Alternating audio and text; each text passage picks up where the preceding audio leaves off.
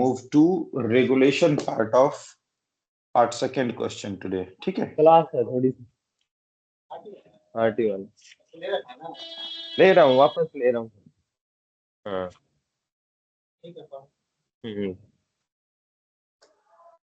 So today we'll go on part second. ठीक है? Let me go to the question.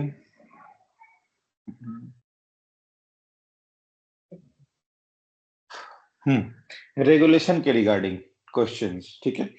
Any one of you can go ahead with the answer. Whoever is ready, ठीक है? Can go ahead with the answer. If anything needs addition, I'll definitely add on to that. So who is going to tell me why the length is being measured in nautical miles in aviation? And air speed you have heard about knots. So knots actual में क्या होता है? Like if I say kilometer per hour, then you can say कि in 1 hour if I travel a distance, then that is known as 1 kilometer per hour, right? होता है ना? Then knots मतलब क्या होता है? In air speed. गाड़ी में हम लोग बोलते हैं 20 किलोमीटर पर आवर, मतलब ये गाड़ी 1 घंटे में 20 किलोमीटर जाएगी. Similarly if I say 20 knots, तो ये वाली गाड़ी यानी ये वाला एयरक्राफ्ट 20 नॉट्स में कितने टाइम में कितना डिस्टेंस ट्रेवल करेगी? Both of the answer together. Anyone?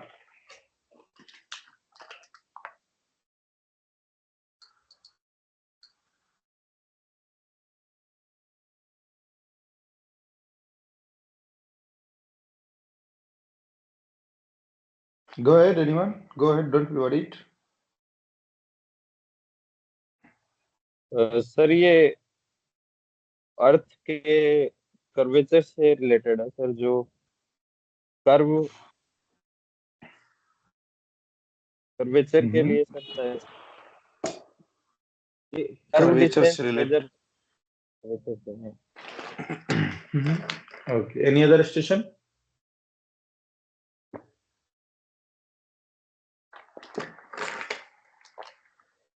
और नॉट्स क्या होता है?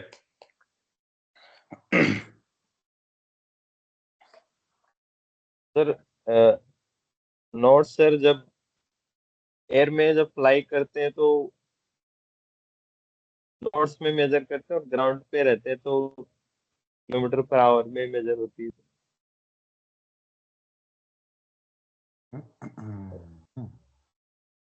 एग्जैक्ट एयर में भी किलोमीटर पर आवर मेजर कर सकते हैं ना, बिकॉज वो भी तो एक टाइप का इंजन ही है. सपोज हम मुंबई से दिल्ली गए, तो मुंबई से दिल्ली 1000 किलोमीटर है, राइट? तो हम बोल सकते हैं ना अपना एयरक्राफ्ट का speed 1000 kilometre per hour. Why we say in knots, और नॉट्स बोलते हैं तो इफ आई से 20 नॉट्स, तो 20 नॉट्स को कैसे बोलेंगे? अगर मान लो मैं बोलता हूँ 20 किलोमीटर पर आवर, तो आप बोलते हो ना कि सर 1 घंटे में किधर गया, कि 1 घंटे में 20 किलोमीटर हम ट्रेवल करते हैं, राइट? और अगर मैं बोलूं 20 नॉट्स, तो इसका मतलब क्या होगा?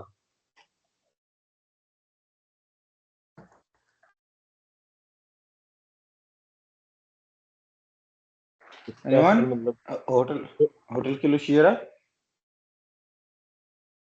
सर. नॉट्स का संबंध इससे है कि जो हम अर्थ में कहते हैं, जब फ्लाई करते हैं ना, तो लैटिट्यूड लॉन्गिट्यूड डालते हैं ना, कोऑर्डिनेट सिस्टम का यूज करते हैं, तो नेविगेशन मेरा इजियर हो जाए, इसलिए नॉट्स का यूज किया जाता है स्पीड के लिए, मेजर स्पीड के लिए. अगर ठीक है.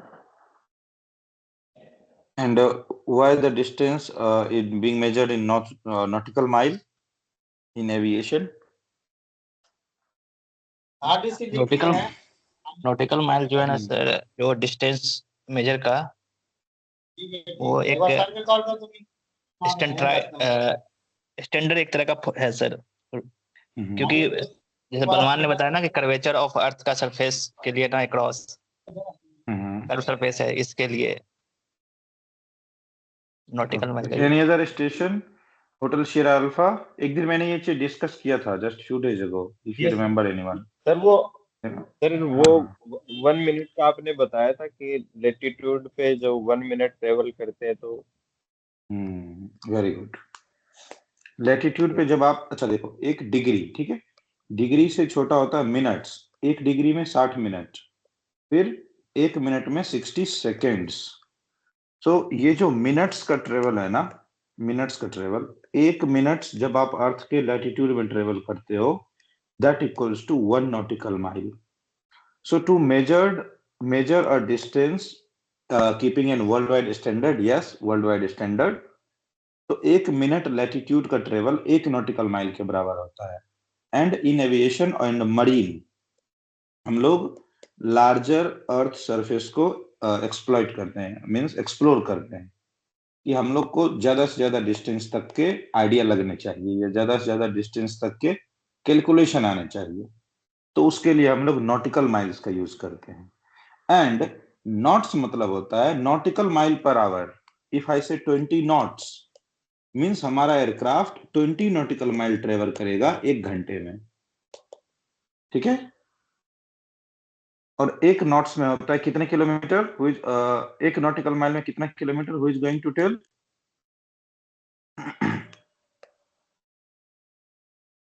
बताओ तो, स्क्रीन पे तो लिख भी दिया मैंने।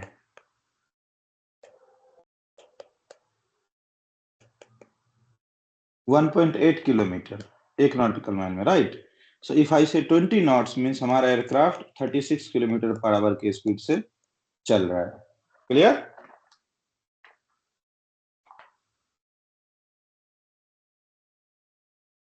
Yes, no, anything? Is this clear? Yes sir.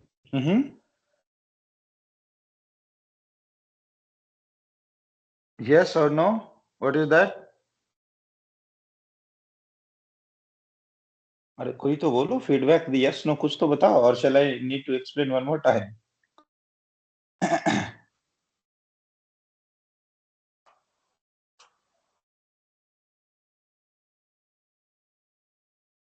all stations, Chennai Tower. How do you read? Reading 5. तो हाँ ना, कुछ तो बताओ, कैसे आगे बढ़े? क्लियर हुआ या नहीं, या फिर से बताओ? चलो देखो, 1 नॉटिकल माइल हम लोग इसलिए मेजर करते हैं क्योंकि ये भी एक स्टैंडर्ड है, rightly said bye hotel kilo Shera and alpha Bravo Charlie, that एक स्टैंडर्ड है मेजरमेंट का। Very good. In our Earth surface, 1 degree of latitude equals to 60 minutes, and 1 minute equal to further 60 seconds. So when we travel on 1 minute, ठीक है, 1 minute on Earth latitude, it equals to 1 mile. तो यहां से nautical mile का हमने reference उठाया। To make an large earth surface, ठीक है, लार्ज अर्थ सरफेस को एक्सप्लोर करने के लिए एविएशन और मरीन में, ठीक है, एविएशन और मरीन में डिस्टेंस के कैलकुलेशन नॉटिकल माइल के रेफरेंस से किया जाता है। क्लियर? अब आया बात नॉटिकल माइल। नॉटिकल माइल्स से कभी भी कोई भी माइल्स के साथ कंफ्यूज मत होना, ठीक है। देखो, 3, एक है अपना kilometre per our, let it be corrected, एक है अपना नॉटिकल माइल पर आवर, एक है माइल पर आवर, मील, ठीक है, और एक है kilometre per hour. Now try to understand the difference. Nautical mile per hour को ही नॉट्स बोलते हैं। इफ आई राइट 10 नॉट्स, ठीक है, 10 नॉट्स, इसका मतलब 10 नॉटिकल माइल पर आवर, यानी हमारा एयरक्राफ्ट कितना ट्रेवल करेगा? 10 nautical mile in 1 hour. At the same time 10 nautical mile होता है 1.15 माइल्स पर आवर और 1.8 किलोमीटर पर आवर, ठीक है। तो अगर हम बोलते हैं 10 नॉट्स, इसका मतलब 10 नॉटिकल माइल पर आवर, ठीक है, 10 nautical mile per hour, 11.5 miles per hour, 11.5, and 18 kilometre per hour. Done? Knots, miles per hour, kilometre per hour. Clear? Yes sir. तो एक नॉट्स में 1.8 किलोमीटर और 1.1 माइल, नॉटिकल माइल और mile में इतना ही difference है, ठीक है, 150 मीटर ज्यादा होता है। So knots miles per hour, kilometre per hour. अभी बता लोगे, कोई भी पूछेगा तो?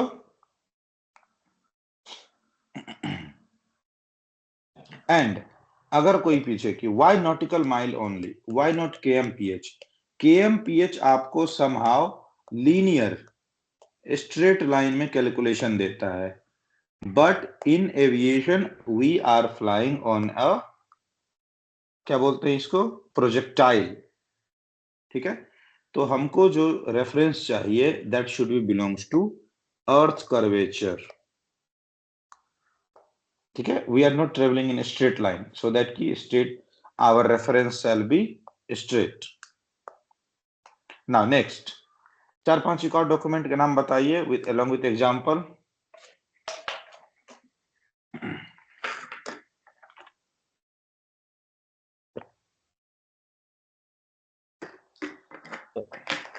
डबल फोर है सर। एक और डॉक्यूमेंट क्या है? 4444। हाँ यही सर। क्या है एनसीटीएम है सर, प्रोसीजर इन्वेस्टिगेशन सिस्टम। आगे? एटीएम एयर मतलब? Traffic management, air traffic management. हाँ, और दूसरा 9432 डॉक्यूमेंट, मैनुअल क्या ऑफ है ये? आरटी। ठीक है, वेरी गुड। नेक्स्ट डॉक्यूमेंट 7300, 7300 क्या है? Convention on international civil aviation. ठीक है, शिकागो वाला, राइट?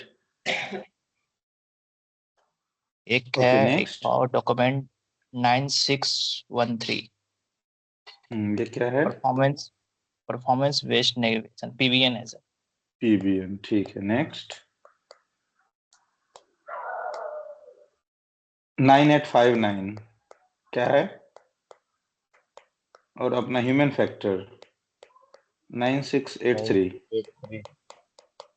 ह्यूमन फैक्टर, और 9859 क्या बताया था उस दिन? एसएमएस, सेफ्टी मैनेजमेंट सिस्टम, ठीक है।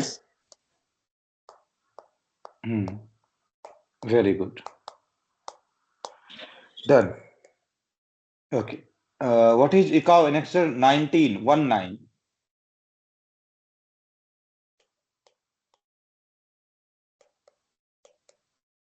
Safety management system. What is ICAO annexure 1 and 2?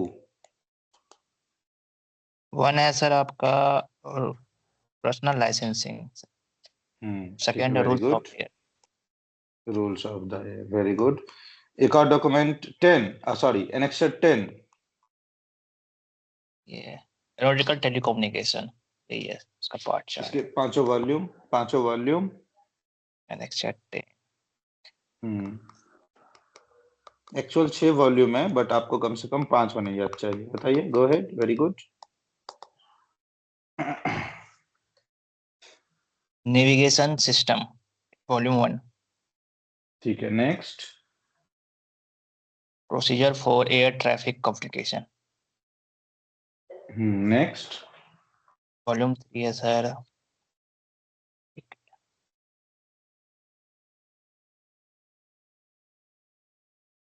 Aeronautical telecommunication network, इसमें मोबाइल सैटेलाइट सर्विसेज सब कुछ था। वो वॉल्यूम 3 है क्या? हाँ, 4 में कोलिजन वाला आ जाता है सर, वास्का वाला कोलिजन अवॉइडिंग वाला आ जाता है 4th में। हम्म 4-5 में तो याद नहीं आ रहा। मुझे भी याद नहीं आ रहा था, ठीक है, बट आपको रट के जाना है, ठीक है। Volume 1 nav ads, second communication procedure, ठीक है। तो आपसे कोई पूछेगा जो आप आरटी पढ़ते हो किसको फॉलो करते हो? ICAO annexure 10 volume 2, annexure 10 volume 2, ठीक है। देन 5 आपका हो गया aeronautical radio frequency and spectrum utilisation, ठीक है। तो कम से कम 5 तो आप जरूर याद करके जाओ, 6 वाला भी, ठीक है। ये बस ऐसा रखो कि जिस दिन एग्जाम देने जा रहे हो उस दिन इकाव एनेक्सर पे जरूर नजर मारना है, क्योंकि ये कंफ्यूजिंग हो जाता है। तो जिस दिन एग्जाम देने जा रहे हो 10 मिनट 5 मिनट किसी नोट्स में लिख के जाएंगे, किसी बुक में लिख के जाएंगे और फटाफट से नजर मार देंगे। चलो, why do you think RT is necessary for AME? Don't you think कि RT को AME से हटा लेना चाहिए? Why it is necessary? जब ELT टेस्टिंग करते हैं ना सर, तो फर्स्ट परमिशन लेना पड़ता है पहले ATC से, तो उस ठीक समय है, और RT कम्युनिकेशन तो जरूरी है। ऑब्जर्वर के रूप में भी तो इंजीनियर जाता है sir, in emergency chances RT जरूरी है। फिर बहुत सारे जो टेस्ट करते हैं लाइक ट्रांसपोंडर टेस्ट, इसमें भी परमिशन लेना पड़ता है ATC से, इन ग्राउंड का जब करते हैं। So roughly you need to start with the term during maintenance, ठीक है। Some of the maintenance type जिसको परफॉर्म करते time we need to communicate with ATC like ELT testing, transponder tests, communication system check। ELT से शुरू करोगे तब तो वो फिर समझ लेगा अरे ये कैसा है। पहले डेफिनेशन, ठीक है, that some of the maintenance we are performing in the aircraft requires communication along with ATC, ठीक है। एंड तो वो बोलेगा कि कम्युनिकेशन विद ATC तो 2-4 लाइन के आपके मैसेज होते होंगे मुश्किल से, तो इसमें RT लाइसेंस की क्यों जरूरत पड़ गई आपको? तो ऐसे ही बात कर लो, फिर क्या बोलोगे?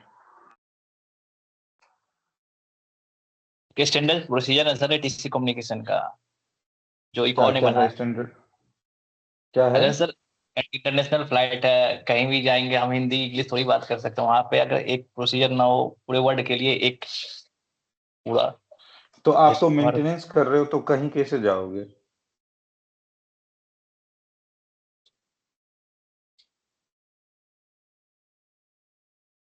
Good good, very good, going good.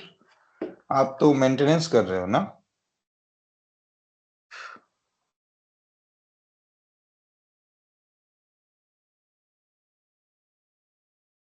Other stations?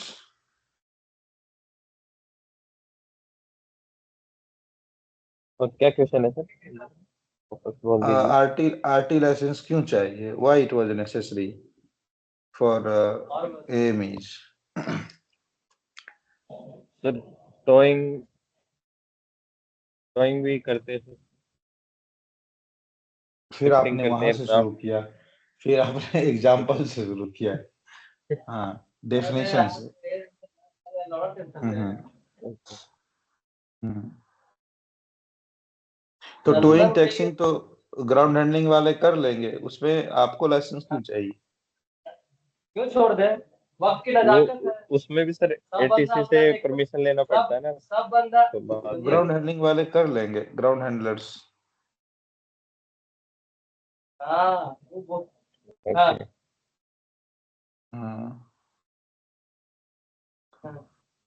ये बोलने वाली अच्छा और चलो सर ठीक है। कम्युनिकेशन सिस्टम मेंटेनेंस हाँ में, हाँ, अगर कम्युनिकेशन सिस्टम चेक करना है, वेरी गुड। तो जैसे अभी कम्युनिकेशन सिस्टम में आप जब मेंटेनेंस करोगे तो वहां तो मुश्किल से 1-2 टाइप के कॉल्स की जरूरत पड़ते हैं आपके लिए, उसके लिए लाइसेंस लेना क्यों जरूरी हो गया आपको?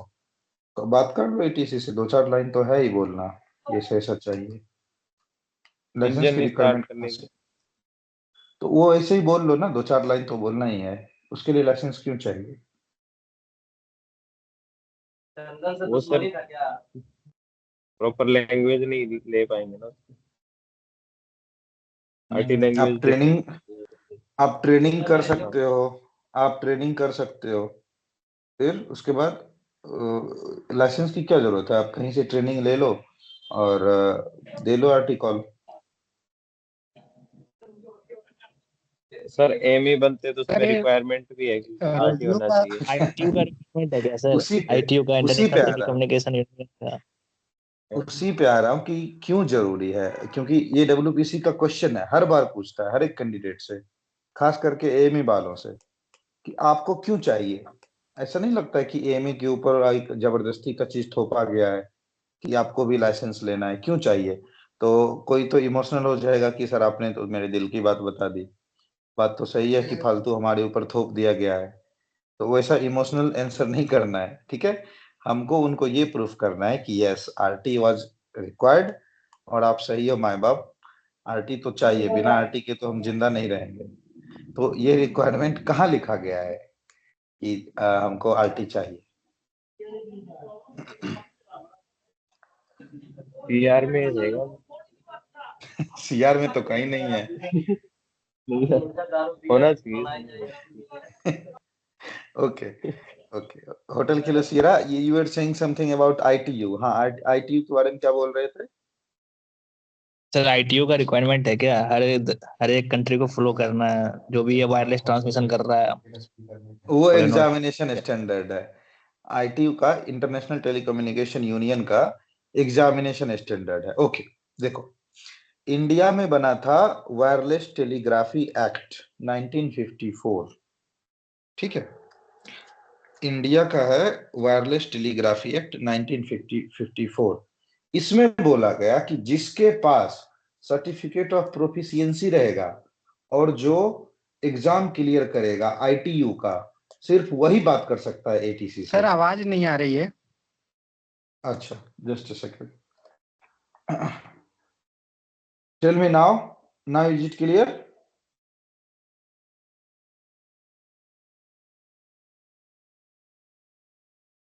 हाउ अबाउट नाउ, अभी आ रही अल्फा जूलियट डेल्टा। आवाज आ रही है sir? Alpha Juliet delta, Chennai tower, how do you read. Stations, all stations. How do you read me? Reading you 5, how do you read now.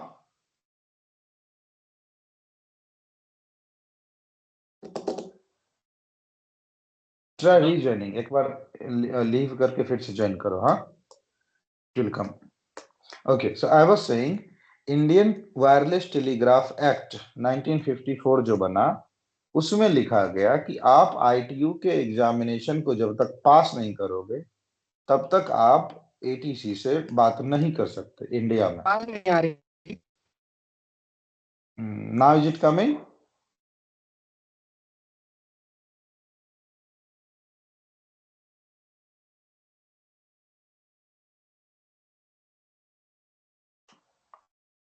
Okay, so वहीं से requirement बनती है कि हमको भी आरटी लाइसेंस चाहिए, plus second, as you said rightly, CR में तो कहीं नहीं लिखा हुआ है, but when you are applying for license in AME category B2 without submitting the proof of RT, you cannot apply for that, ठीक है।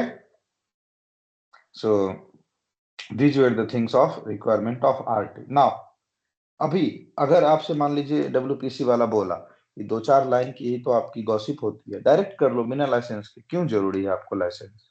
तो उस केस में आप बताओगे कि इंडियन टेलीग्राफ एक्ट 1954, उसमें लिखा हो गया है कि जब तक आपको सर्टिफिकेट ऑफ प्रोफिशिएंसी नहीं है आप बात नहीं कर सकते। नाउ क्लियर, होटल के लिए शेरा।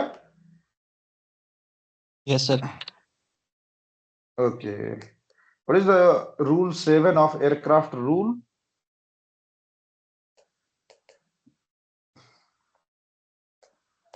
Documents to be carried on board. On board कौन कौन से डॉक्यूमेंट्स कैरी करने हैं, ठीक है।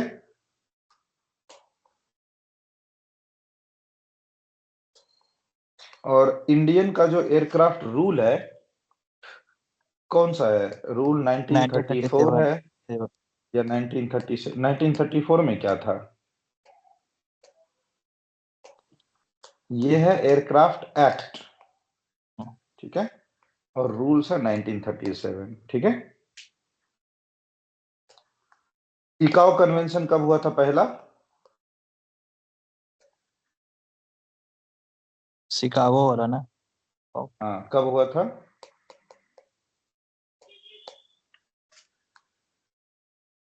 सर 90 स्क्रीन पे देख लो, याद आ जाएगा।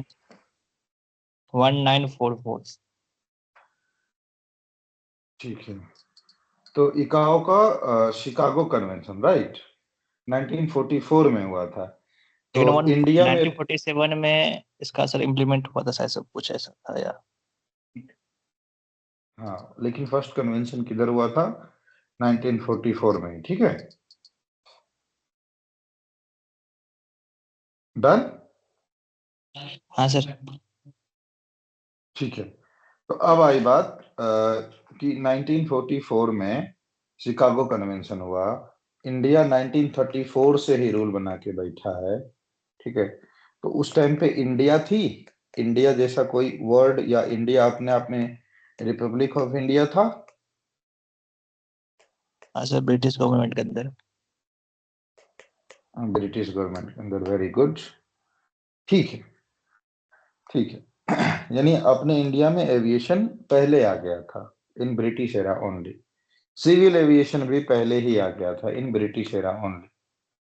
सो we had developed aircraft act 1937 और सॉरी एक्ट 1934, हाँ 1934, रूल्स 1937।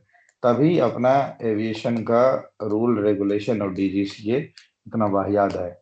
अंग्रेजों के बनाए सारे चीज उनके हिसाब से थे, वो किसी भी आम सिविलियन को हेल्प करेंगे या आम सिविलियन को राहत देंगे, ऐसा कोई सा भी रूल एक्ट नहीं था। तभी इतना पागलपन जैसा रूल और एक्ट हमको देखने को मिला है, जिसमें आधे से ज्यादा एयरक्राफ्ट रूल अभी के टाइम पे वॉइड है, उसका कोई यूज नहीं है और कोई मानेगा भी नहीं। जैसा आपने सुना होगा, who is going to tell me aircraft rule 12? किसी को कुछ है आइडिया थोड़ा बहुत? क्योंकि रूल से क्वेश्चन पूछते हैं। अब ऐसा बिल्कुल नहीं है कि आपको सारा रूल रट के जाना पड़ेगा, लेकिन दो चार रैंडम रूल्स आपको रटने पड़ेंगे। क्या है 12? No photography can fly prohibited. Provided area. अलग अलग अलग अलग कैसे बता रहे? एक जैसा बताओ, फोटोग्राफी वाला कौन बता रहा है? No one can fly vector an time का एयरक्राफ्ट आपका ओवर ए रिजल्ट है। प्रोवाइडेड एरिया, ऐसा है सर। अच्छा, तो ये फोटोग्राफी वाला कौन सा है? फोटोग्राफी वाला याद करना। हम्म,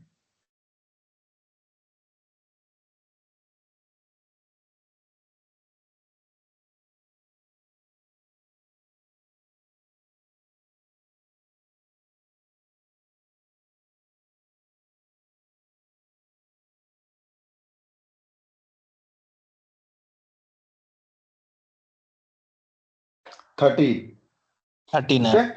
13 हाँ, ओके। 12 है प्रोहिबिटेड एरिया वाला, dangerous zone, prohibited area, restricted area, सब 12th में। 13 है photography not allowed on Indian aerodrome. लेकिन आजकल तो पायलट ही ब्लॉगिंग कर रहे हैं, देख रहे हो ना? पायलट ही हाँ बता रहा है, hello guys I am SpiceJet pilot, Indigo pilot. तो उसका कोई वही नहीं है, फोटो खींचो मस्त, कौन मना कर सकता है? ठीक है, तो ये दो तीन आप रट के जाओ। एक तो 12 फोटोग्राफी वाला, documents to be carried on board, और एक और रट, हाँ एक 29। 29 क्या है?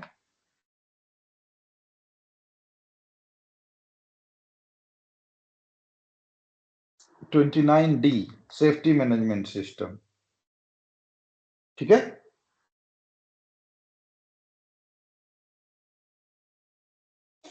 और आपके एमई लाइसेंस का रूल, एमई लाइसेंस का कौन सा रूल है? 61 62 क्या है?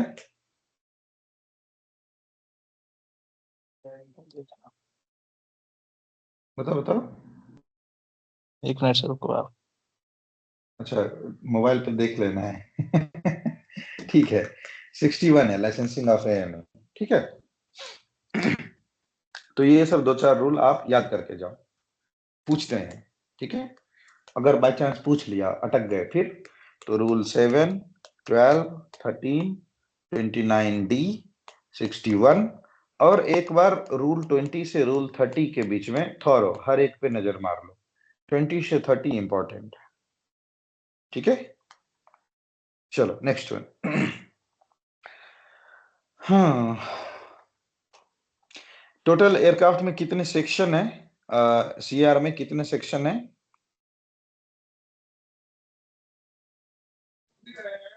दो 11 सर। दो 11, नहीं, 11। 11 है, 11। हाँ, अपना सेक्शन 2 कौन सा है? सी ये एयरवर्थिनेस। एयरवर्थिनेस है। और section 3?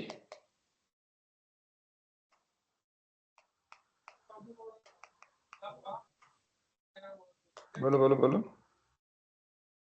Air transport. Section 5 air safety.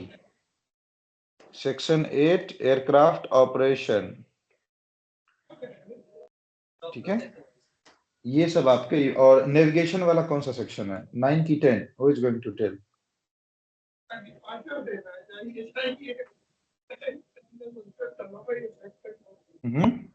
Anyone? 9 है, 9 9 है। 9 है। Air navigation, air space and navigation standard. तो ये 4-5 सेक्शन भी आप याद रखो। Section 9, section 4, section 8 aircraft operations, जितने भी स्पेशल ऑपरेशंस है, आरवीएसएम, पीबीएन, ईडीटीओ, इटॉप्स, ये सब सेक्शन 8 में आते हैं, इसलिए आपको याद रखने की जरूरत है। सेक्शन 9 क्यों? क्योंकि air space and navigation standard. एक और मैं भूल रहा हूँ, 7 flight crew standard and training. Pilot कैसे बनेगा, एंड कहाँ लिखा हुआ है? लाइसेंस। सेक्शन 7 में। Section 5 air safety. सेक्शन 6 क्या है? Aerodrome standard and design licensing. Standard and type certification. अच्छा, सेक्शन 6। और सेक्शन 4 क्या है? Aerodrome standard and license. हाँ, तो 6 वाला design standard type certification. Section 4 aerodrome standard and licensing. Section 3 है air transport. Section 2 air worthiness. Section 1 general. तो अगर आपको 11 की 11 याद है, वेल एंड गुड। नहीं है तो कम से कम 4 याद रखो। कौन कौन से? 2, 3, 5, 8 और 9। 9। ओके, चलो moving to the next. Transmitter, receiver, ये सब हम लोग इलेक्ट्रॉनिक्स में देखेंगे कंटिन्यूअसली। ये एक दो मैंने यहाँ पे गलती से लिख दिया, ठीक है, इसको यहाँ पे मेंशन करने की जरूरत नहीं थी। Okay, what are the types of maintenance practices where you would perform RT licence, RT call? कौन कौन से ऐसे टाइप के मेंटेनेंस कॉल हैं जहाँ पे आपको जरूरत पड़ेगी? तो let me explain. On a ground run, taxi नहीं, towing, ELT self test, ADSB out call या फिर ट्रांसपोंडर्स चेक, ठीक है, communication system checks, selcal checks. These all the areas where you need to perform radio calls. ELT self test का precaution क्या है? First 5 minute in every hours. क्या होता है इसका, क्या मतलब है, क्या कहता है ये? कभी सुना आपने? IST time. हाँ सर, आईएसटी टाइम में 5 मिनट में है ना, करते क्या हैं ना अपना। क्या जैसे है, क्या एग्जाम्पल करते हैं इसमें? 13:30 से लेके एग्जाम्पल कर रहे हैं ना, 13:35 तक में करते हैं, तो परमिशन नहीं लेना पड़ता हमको जब हम लोग करते हैं तो। मतलब ठीक है। यूटीसी में है ना, 5 जो मिनट 5.5 घंटे। हाँ, हाँ, 5 मिनट का जो रहता है ना, वो है। First 5 minute of every hour. Every अगर आवर। आप first 5 minute of every hour में ELT टेस्ट करते हो तो without reporting to local ATC का क्या कहते हैं, रिक्वायरमेंट आपके ARMM में आता है कि आप अपने लोकल एटीसी को इन्फॉर्म कर दो कि हम 121.5 पे ट्रांसमिट करेंगे। तो वो क्या करेगा, अगर उसको अलार्म आया तो उसको मॉनिटर करेगा और इस चीज को इग्नोर कर देगा, because you are performing testing. अगर आप इन्फॉर्म नहीं करोगे तो आपका सारसट एक्टिव हो जाएगा। सारसट में सर्च एंड रेस्क्यू। तो उसको अवॉइड करने के लिए इंटीमेट करते हैं। फिर भी एक टाइम जोन रखा गया है यूटीसी का कि first 5 minutes of every our in UTC. तो अपना आधे घंटे, यानी हर आवर में 11:30, 12:30, 1:30 बजे, 10:30, तो अपने इंडिया में आवर्स, हाफ एन आवर्स वाले स्लॉट में अगर आप 11:35, 12:35 इन सब आवर्स पे टेस्टिंग करते हो तो बिना एटीसी को इन्फॉर्म किए टेस्ट कर सकते हो। क्लियर? नहीं तो सर परमिशन लेना पड़ता है मेल लिख के पहले। नहीं तो परमिशन लेना पड़ता है, इन्फॉर्म करना पड़ता है बेसिकली। ठीक है, okay. If somebody will ask, what are the safety and precaution you would like to take when you are on a RT call? क्या करोगे? यूज Major question है, आर्टिफिशियोलॉजी, पूछता है। हाँ, use आर्टिफिशियल RT, आर्टी लैंग्वेजियोलॉजी। phrases and language. Okay, next.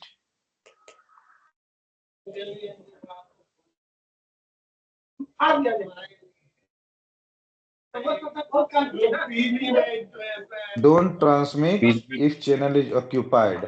ठीक है? हाँ, and on a single, अच्छा, someone is having a very huge background noise. Immediately go on mute once you stop transmitting, right? जब आपको बोलने की जरूरत पड़े तब आप अनम्यूट कर लेना एंड देन इमीडिएटली म्यूट पे चले जाया करो। ओके, सेम आरटी का भी प्रोसीजर है। जब आपको बोलने की जरूरत पड़े ट्रांसमीटर ऑन करो, बोलने की जरूरत खत्म ट्रांसमीटर बंद करो। So on a single time period either only receive और only transmit, don't do both at a time. ठीक है, मीन्स जब आपको कॉल आ रहा है रिसेप्शन का तो उस टाइम पे ट्रांसमिट नहीं करोगे। Clear? Check for the correct frequency. ठीक है, check for the correct frequency before dial up. तो कॉल करने से पहले करेक्ट फ्रीक्वेंसी को चेक कर लो, नहीं तो टावर को कॉल करना है, फ्रीक्वेंसी ट्यून किया हुआ कंट्रोल का, तो गलत जगह कॉल जाएगा। क्लियर? एंड सबसे बड़ा, never transmit more than a minute. 1 minute से ज्यादा लंबा कन्वर्सेशन नहीं रखना है। क्लियर?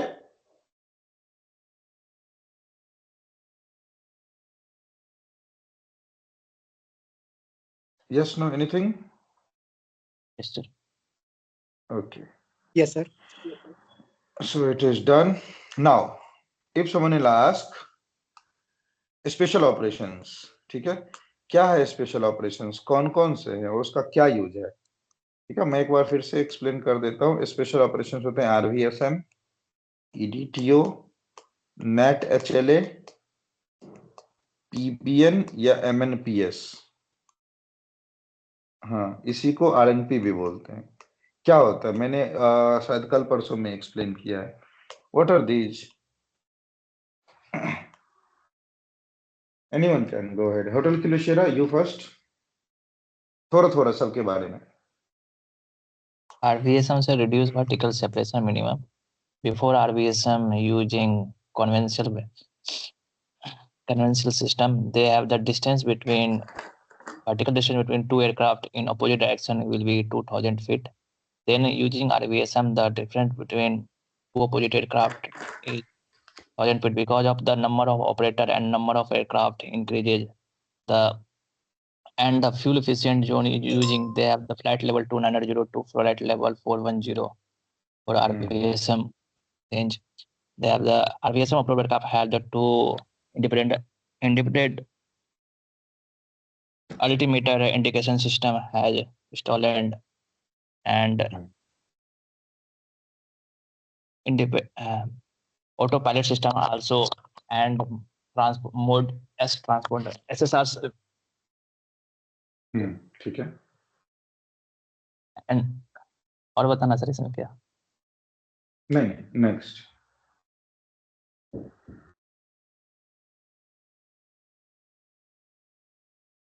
नेक्स्ट नेक्स्ट, ये तो एक हुआ। EDTO है ईडीटीओ, extended divergent time operation if two engine aircraft हाँ, बोलो बोलो।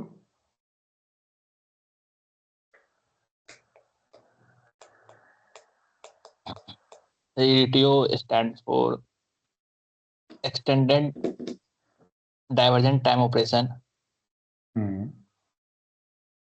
It is applicable for 2 or more than 2 engine aircraft, turbine engine aircraft.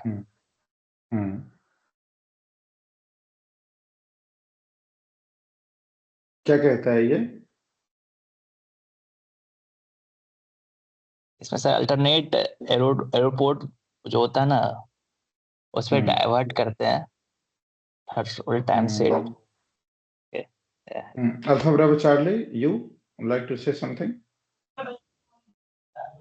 Sir इसमें ट्विन इंजन एयरक्राफ्ट होता है, तो इसमें अगर एक इंजन फेल हो जाता है तो इसके लिए इसमें रहता है सर अल्टरनेट एरोड्रोम, या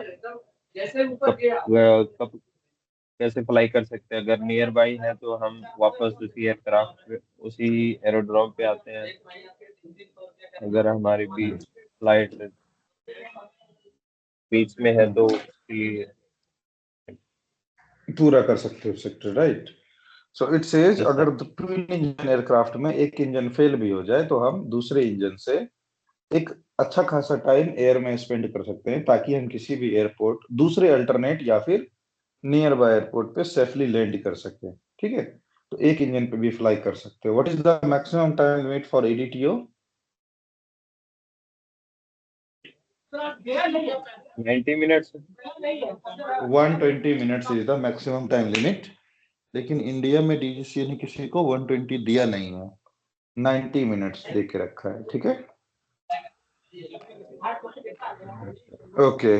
what is net HLA?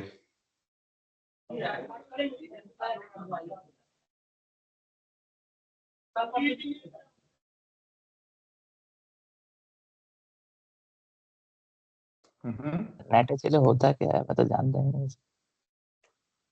Alpha Bravo Charlie will tell. मैंने कल परसों एक्सप्लेन किया था. What is net HLA? Sir ये एक्सप्लेन किया था आपने. Sierra Hotel Alpha, Alpha Juliet Delta. अभी याद आएगा, कोई बात नहीं. यूके से यूएस जाना है, याद आया किसी को? यूएसए से यूके या यूके से यूएस, अटलांटिक ओशन है बीच में, याद आया कुछ? Alpha Bravo Charlie.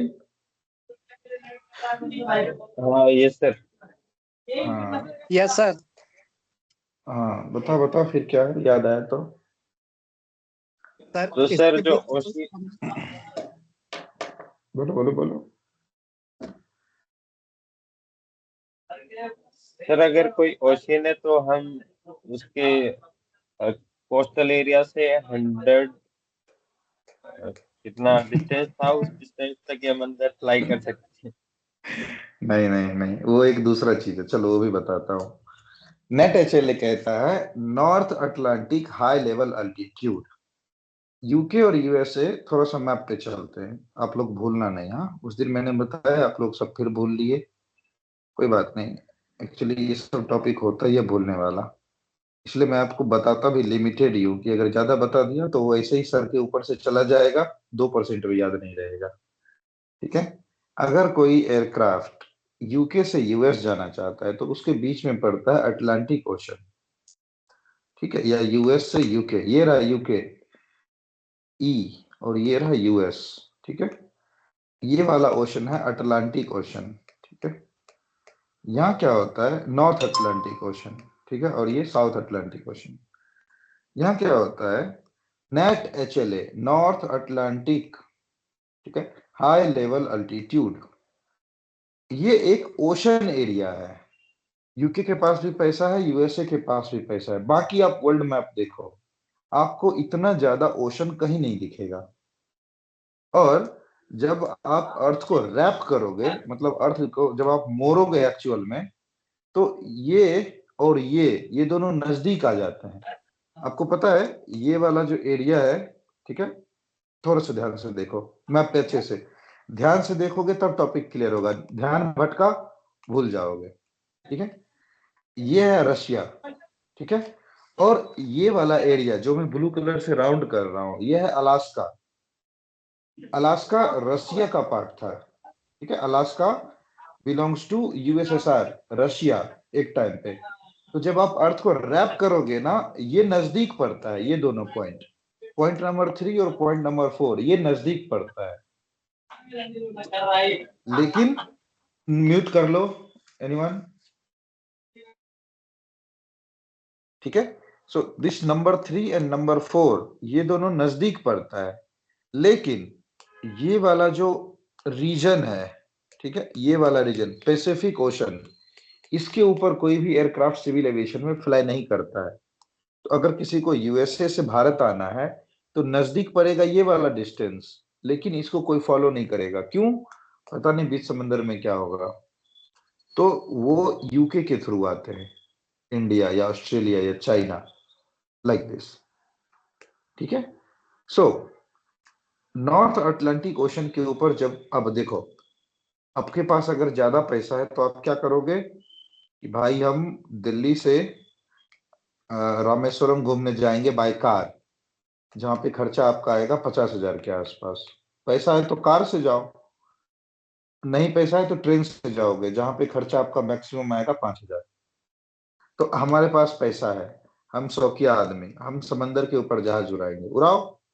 यूके के पास भी पैसा है, यूएसए के पास भी पैसा है।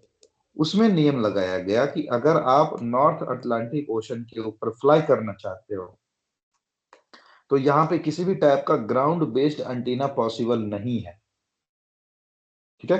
तो आपके एयरक्राफ्ट में पीबीएन होना चाहिए, परफॉर्मेंस बेस्ड नेविगेशन, आईएनएस या आईआरएस, ठीक है। यानी आपको ग्राउंड से रेफरेंस नहीं मिलेगा, बीच समंदर में व्यू आर्मर ढूंढना नहीं मिलेगा, ठीक है। या फिर advanced AHRS, altitude horizon reference system, ठीक है। नेक्स्ट, आपका एयरक्राफ्ट आरवीएसएम अप्रूव्ड होना चाहिए, आपके एयरक्राफ्ट में ईडीयू का भी प्रोविजन हो, ठीक है।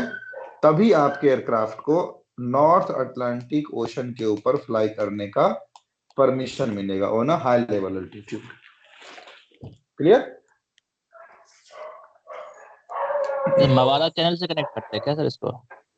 मवारा इज नॉट दैट, मवारा ये वाला एरिया है, पैसिफिक जगह की तरफ है।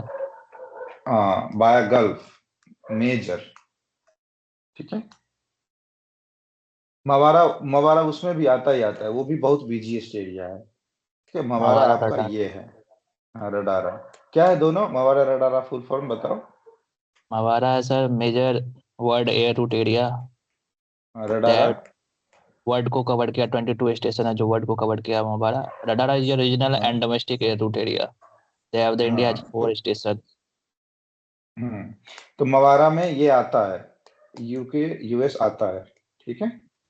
ये वाला एरिया मवारा का है, India has covered 3 MWARA MWARA station, India तक, मिड इंडिया तक आता है। मिड टू C1 और इनो 1 है सर। चलो उसको भी थोड़ा सा एक्सप्लेन कर ही देते हैं, बिकॉज रूटिंग पे आ चुके हैं और मवारा रडारा वाला क्वेश्चन पूछता है कई बार, because you are giving some of the, तो क्वेश्चन वाला ही भूल गया किधर निकाला। मवारा रडारा तक कई बार पहुंचते हैं वो लोग, बिकॉज दे विश कि आप एविएशन से हो तो आपको थोड़ा बहुत आइडिया रहे ना। यू कैन सी, ये है आपका मवारा, जर्मनी टू सिंगापुर वाला, ठीक है ना। एक्चुअल में मवारा और रडारा होता क्या, इसको बोलते भी मवारा और रडारा ही है। कोई ये मत समझना कि सर ये कैसे बोल रहे हो, एग्जाम में यही बोलते हैं कि यस, वो सब समझते हैं, वो भी मवारा बोलते हैं, वो भी रडारा बोलते हैं, ठीक है। तो एक्चुअल में होता क्या है, देखो क्या हो गया, जब कोई भी डोमेस्टिक रूट या कोई भी इंटरनेशनल रूट एस्टेब्लिश किया जाता है तो हमेशा वहां पे खर्चा किया जाता है जहां से इनकम ज्यादा, ठीक है। तो जो major world wide routing area है, ठीक है, मेजर वर्ल्ड रूटिंग एरिया की पूरे दुनिया में सबसे ज्यादा पैसा कौन कमा के दे रहा है, कौन कमा के देगा, कौन सा रूट किस हाईवे को ज्यादा चमका के बनाए। तो आप लोग सुनते हो ना कि Mumbai to Navi Mumbai sea project बनाया गया जिसपे टोल है 1200 रुपया। क्यों? क्योंकि रोड की फैसिलिटी अच्छी होगी, रास्ते में और सारे व्यवस्था होंगे। तो मवारा वाले रूट को डेवलप किया गया वर्ल्ड वाइड, सब लोगों ने कंट्रीब्यूशन किया कि हाँ इसको चमकाओ, इसको अच्छे से बनाओ। तो इसको अच्छे से बनाओ का क्या मतलब हुआ? आप कभी देखना वर्ल्ड एविएशन में आसियान कंट्रीज, ठीक है, साउथ ईस्ट एशिया, ठीक है, SEA, south East Asian countries India से ज्यादा डेवलप्ड हैं एविएशन पॉइंट ऑफ व्यू से। आपके आधे से ज्यादा एयरक्राफ्ट का सर्विस सेंटर सिंगापुर में पड़ता है, ठीक है, सिंगापुर में। तो एविएशन के मामले में सिंगापुर जैसा छोटा देश इंडिया से ज्यादा डेवलप्ड है, ठीक है। आपके सिविल एविएशन में भी आप देखते होंगे कई सारा पार्ट सिंगापुर से आ रहा है, इंजन आपके सिंगापुर से बन के आते हैं, पार्ट सप्लाईज बहुत ज्यादा। तो और बनाया किसने? USA ने, ठीक है। ये रहा USA, ये रहा UK, ये रहा मिडिल ईस्ट, और ये रहा इंडिया, और ये रहा सिंगापुर। तो इन सबको कनेक्ट किया मवारा के थ्रू। बीच में 4-5 अच्छे अच्छे एयरपोर्ट्स बनाए गए। किसका? दुबई का। कि अगर यूके से कोई एशिया आना चाहता है तो दुबई में हॉल्ट करो, हम बहुत बढ़िया बढ़िया एयरपोर्ट बनाएंगे, सस्ते सस्ते लाउंज रखेंगे, घूमने के लिए अच्छा बनेंगे, सिटी अच्छी बनाएंगे, आप आओ हमारे यहाँ हॉल्ट करो। आपको फ्यूल चाहिए, टॉप क्लास फ्यूल हमारे पास है, सबसे सस्ता हम ही बेचते हैं। आपको मेंटेनेंस सर्विस चाहिए, हमारा मेंटेनेंस सर्विस वर्ल्ड में बेस्ट। आपको लग्जरी एयरक्राफ्ट चाहिए, लग्जरी चार्टर चाहिए, लग्जरी सपोर्ट चाहिए, आपका एयरक्राफ्ट खराब हो गया, आप हमारे एयरलाइन से ट्रेवल करिए, हम बिजनेस क्लास ट्रेवल करेंगे। तो दुबई, कराची, पाकिस्तान, एक टाइम पे वो भी इंडिया से ज्यादा डेवलप्ड था, तो उनके एयरपोर्ट्स बनाए गए। तो major world wide routing area में दो एरिया ज्यादा डेवलप किए गए। कौन? MID, Middle East air navigation, ठीक है, दुबई वाला, गल्फ। तभी उनके एयरलाइंस बहुत ज्यादा पैसा कमा रहे हैं, ठीक है। और SEA, south East Asian, Singapore, वो भी कमा रहा है। फिर आया इंडियन एविएशन। इंडियन एविएशन तो अभी बूम पे है, अभी 2023-24 में थोड़ा सा आगे बढ़ा है, नहीं तो अपना तो हालत कितना खराब था आप सब जानते ही हो। उसमें भी कॉमर्शियल एयरलाइंस बूम पे हैं, ठीक है, क्योंकि पैसेंजर्स में लोकल ट्रेवलर्स ज्यादा हुए हैं। लग्जरी ट्रेवलर्स सेम, उसमें इंप्रूवमेंट कोई खास नहीं है। लग्जरी ट्रेवलर्स मतलब प्राइवेट एरोप्लेन चार्टर्स, उसमें कुछ खास इंप्रूवमेंट नहीं है। कॉमर्शियल में इंप्रूवमेंट है। तो 3 मेजर रूट्स बना दिए गए, Middle East, South East Asian, Indian nation. Clear? फिर डोमेस्टिक एयर रूटिंग के लिए 4 major zone, east, west, north, south. अपना मस्त इंडिया का जो स्ट्रेटजी है, ये हम कुछ भी करेंगे 4 जोन में करेंगे, दिल्ली, मुंबई, कोलकाता और चेन्नई। तो उसी हिसाब से उन्होंने चारों डेवलपमेंट करी रडार। क्लियर?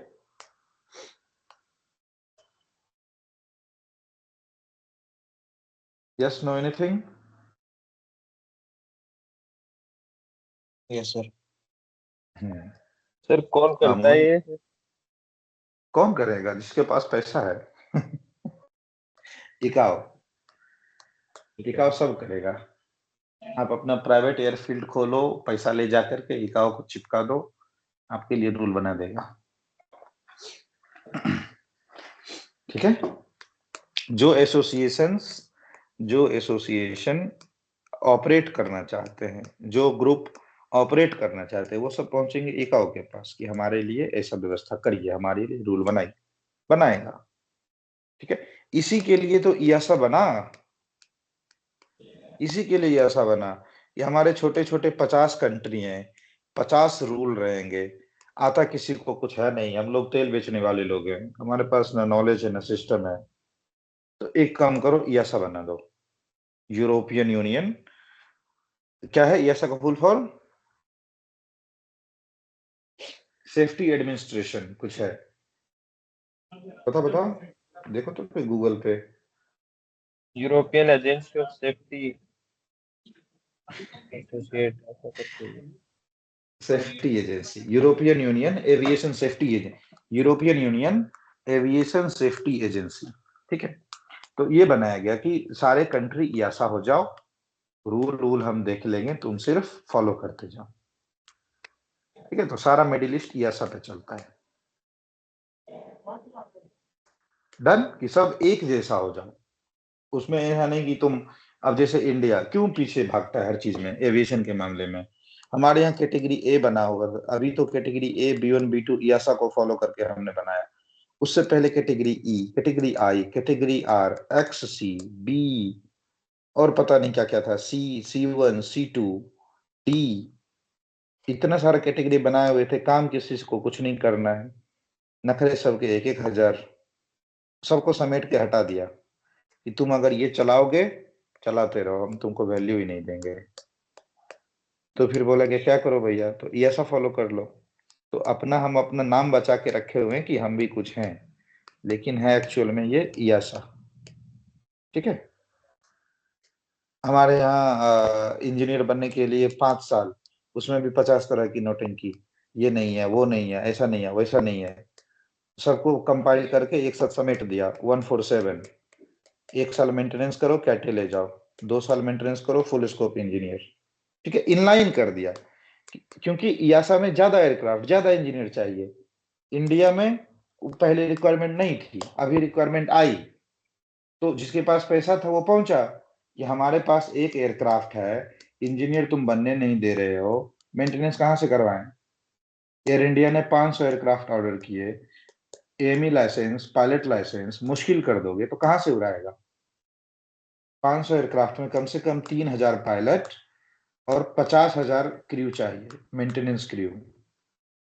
500 एयरक्राफ्ट में बोल रहा हूँ, 50,000 में आपके cabin crew, operators, ground handlers, security, terminal में इंजीनियरिंग स्टाफ, GSE, टिकटिंग, ये सब मिला के 50,000 को जॉब चाहिए। बनने तुम 500 नहीं दे रहे हो, तो सब लोग पहुंचेगा मिनिस्ट्री में कि भैया DGC को बोलो कि थोड़ा होश में आए और ढंग का रूल बनाए, हमको इंजीनियर चाहिए, तुम्हारे नखरे नहीं कम हो रहे। तो वो उठे, एक बार नींद से उठेगा, निकाल देगा 147 कि भैया 1 साल में सब लाइसेंस ले आओ, सब जहाज साइन करो। क्लियर। तो किसके पास था पैसा, ऑपरेटर के पास, कहां पहुंचा, DGCA, रूल बनाओ। सेम पैसा किसके पास है, ऑपरेटर्स के पास, कहां पहुंचा, इकाओ, कि हमको ये रास्ता यूज करना है, इस रास्ते को क्लियर करो। डन।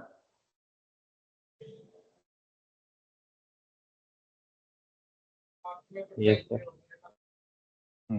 अब पार्ट 2 में ऐसे एक्सप्लेन नहीं करना कि पैसा मेरे पास था तो हमने रूल बनाया, उसको बोलते हैं रिक्वायरमेंट्स। ठीक है, ऑपरेशंस रिक्वायरमेंट, कि हमको ऑपरेशन की रिक्वायरमेंट पड़ गई, हमको ये चाहिए था, तो इस रीजन से हमको रूल बनाना है। ठीक है, so based on the requirements. अब आरवीएसएम भी तो पैसे वाले को ही नखरे हैं, सबको 29 से 40 से उड़ना है। क्या किया गया, प्रेशर बना कि भाई 2000 फीट का जो आपका सेपरेशन है बहुत ज्यादा है, नहीं मेंटेन कर पाएंगे, तो बोला चलो 1000 कर लो।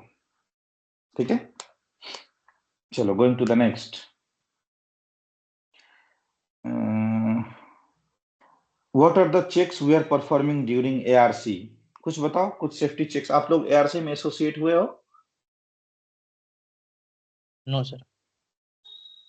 ठीक है, ठीक है। जनरली ARC के टाइम पे हम अपने एयरक्राफ्ट के इक्विपमेंट्स का फंक्शनल चेक करते हैं।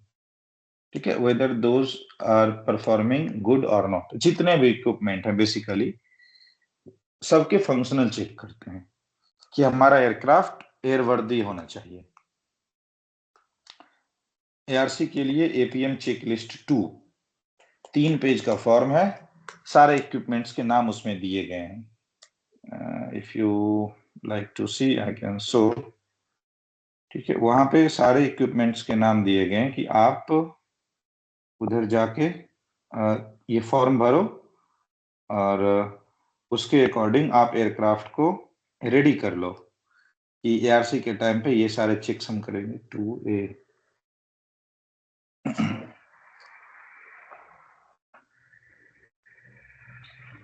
So for that we are performing some checks as per ARC checklist. And let me just show you how that is there. जगह लंबा खुल गया क्या? अच्छा देखो, क्योंकि ये कॉमन क्वेश्चन है, आपसे पूछे जा सकते हैं फॉर ARC, तो उसमें मैं 2-4 एग्जांपल के थ्रू आपको दिखाता हूं। ये देखो, this one is the checklist for ARC. Hope this screen is visible to all. Visible है?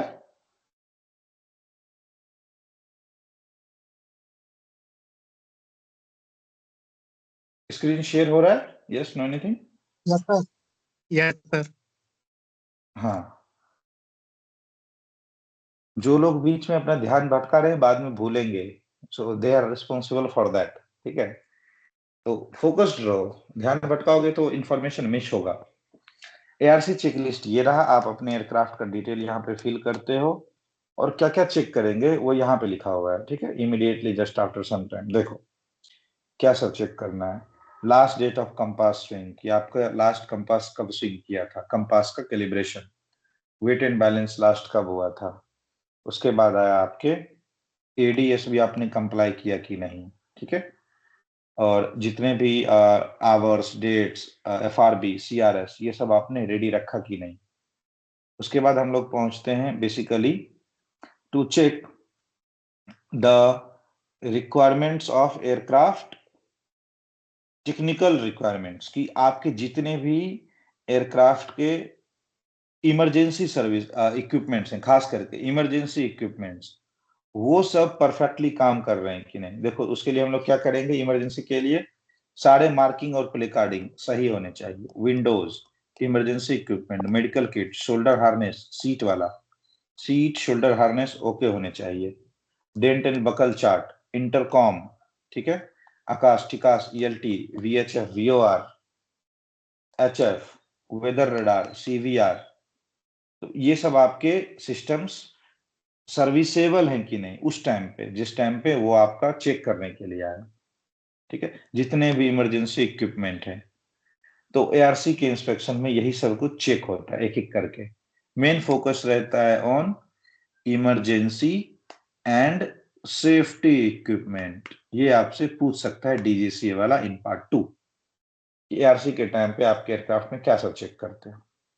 तो जितने भी इमरजेंसी और सेफ्टी इक्विपमेंट है ये हमारे एयरक्राफ्ट में सर्विसेबल रहने चाहिए.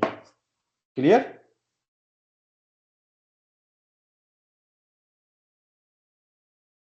एरोमोबाइल लाइसेंस के बारे में मैंने 2 दिन पहले बताया. Who is going to tell about aeromobile licence?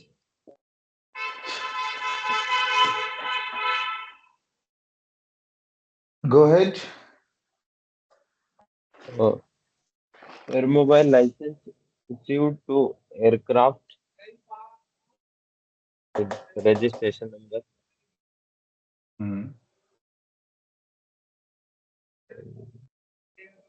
It is issued by WPC.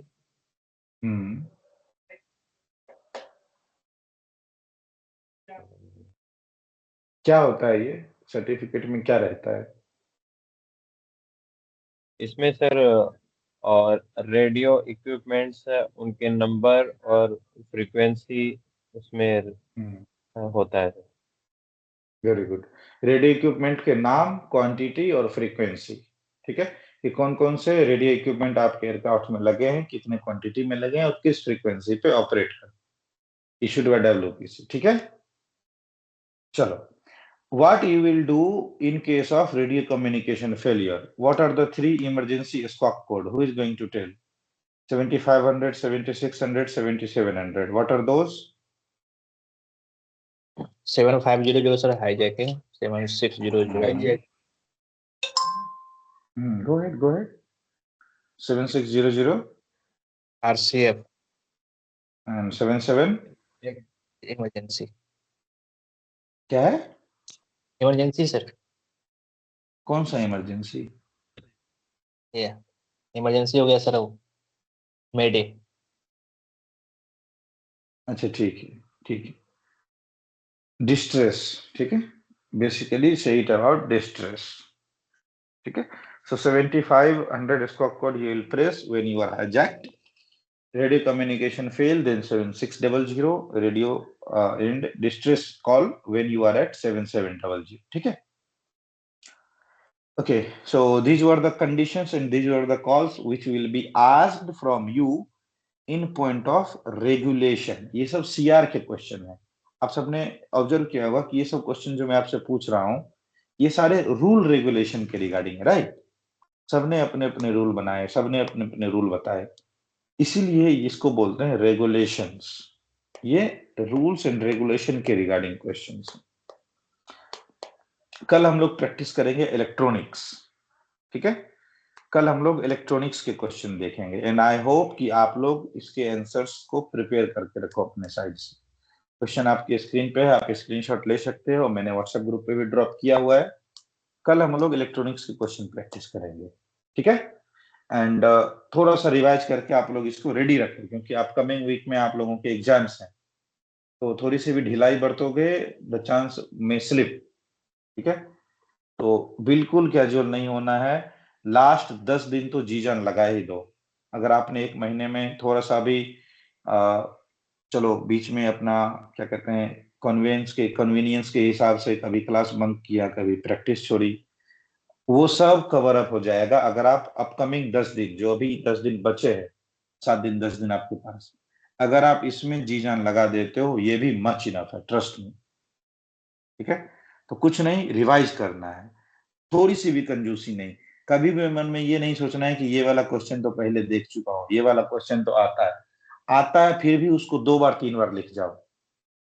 ठीक है, अगर वहां पे थोड़ी सी भी आप कंजूसी करोगे कि ये मुझे आता है, ये मैंने प्रैक्टिस किया हुआ है, वही हाथ से स्लिप होगा.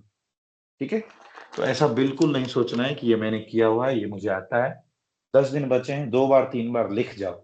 ठीक है, और अगर आपको बोलने में हेजिटेशन होता है, थोड़ा सा लाज शर्म छोड़ देना है. घर में आप किसी के साथ रहते हो, फ्लैट में किसी के साथ रहते हो, बोल बोल के आंसर लिखना शुरू करो. 10 दिन के लिए इज्जत मोह माया त्याग दो, बोल बोल के आंसर लिखना शुरू करो, कुछ नहीं होगा.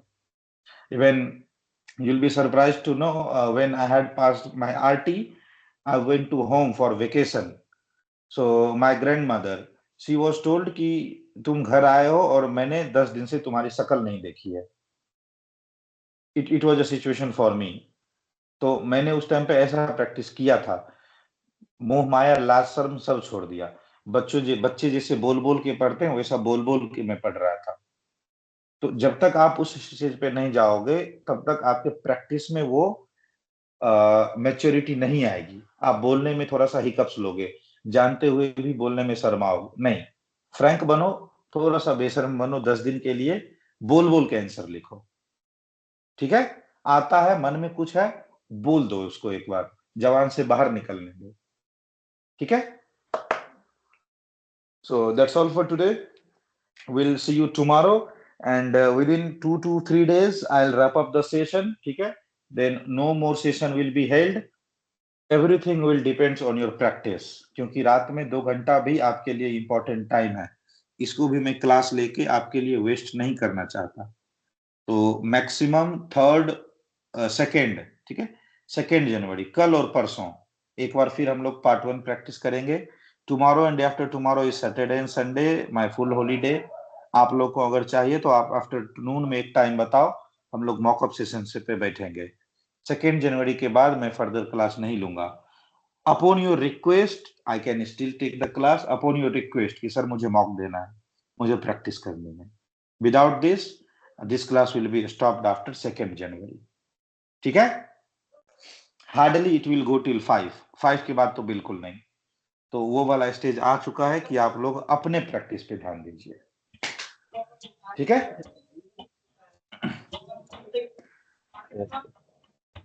Okay, then that's all for today. एक और पार्ट 2 का एक और सेशन बचा हुआ है, कल हम लोग करेंगे. और सैटरडे संडे आप लोग बताओ, व्हाट्सएप ग्रुप पे डिस्कस करके मुझे बताओ कि मॉकअप के लिए रेडी हो. तो पार्ट 1 का फिर से 2-3 बार मॉकअप टेस्ट करेंगे, कंप्लीट क्वेश्चंस का. ठीक है, okay. Okay then, I'm completing this meeting for all. You all can leave now. Good night for today. Good night. Bye, sir. Bye bye. यहाँ सब होता है।